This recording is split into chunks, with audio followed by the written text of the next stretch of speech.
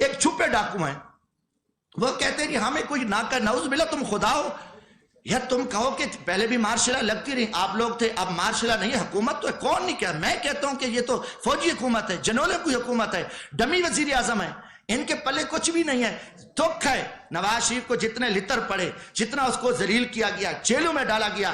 ایسے خیرات ڈالی اسٹیبلشمنٹ نے، کتے کی طرح یہ سارے بھاگ کے اکٹھے ہو گئے، خیرات مل گیا، عہدے مل گئے، ملک کو لوٹیں گے۔ ان میں کوئی غیرت اور ضمیر ہوتا ڈوب مرتے، ان میں کوئی ایمانی، ان کو کچھ نہیں ہو۔ میں کہتا ہوں پوری قوم دیکھے، قوم ان کو لتر مارے کہ یار تمہیں کوئی غیرت ایمان ہے؟ جن لوگوں نے آپ کو جیلوں میں ڈالا، رسوا کیا، آپ پہ الزامات لگے، کرپشن آپ نے کی، سارا کچھ، اس کے بعد انہوں نے آپ کو کتے کی طرح خیرات ڈالی اور آپ آ گئے۔ ان میں غیرت نہیں ہوتی؟ یہ سارے دیکھو یہ اسٹیبلشمنٹ کے کتے ہیں، اور اسٹیبلشمنٹ نے کتوں کو استعمال کرتی ہے اور قوم کو، مگر قوم انشاءاللہ جاگے گی، ہم قوم کو بتائیں گے، ہم کھڑے ہیں، ہم الحمدللہ ہم اس ملک کی عزت کے لیے، جب تک عام آدمی، جب تک پبلک میں سے لوگ نہیں آئیں گے، جو کہ پبلک میں لوگ آنے نہیں، ہمیشہ ان کو پتہ چوروں کو لے آؤ، کرپٹ لوگوں کو لے آؤ، نلائق لوگوں جن کی فائلیں ہیں، صحیح بندے کو بیٹھے، صحیح بندہ آئے، فیئر الیکشن ہو تو وہ کسی کو نہ وہ کسی سے ڈرے گا، نہ اسے خوف ہوگا، نہ اس کی دولت ہوگی۔ یہ صرف ان کی پری پلان ہے کہ سارا کچھ ہوا ہے، اور